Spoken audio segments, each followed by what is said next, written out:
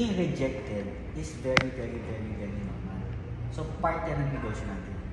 Actually, ang rejection sa atin, hindi na natin nararamdaman. Because, rejection is just part of the business. Okay. Sa lahat ng negosyo, may rejection. Tama mali? Okay. Sabihin na lang natin yung, huwag na tayo lumayo.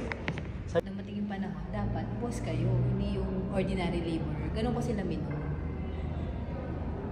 Sige, continue. So,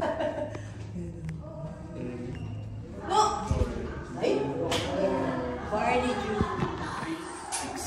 bus na. Nagugulong ako barley juice. Sir, kayo pa counter site dito sa ano?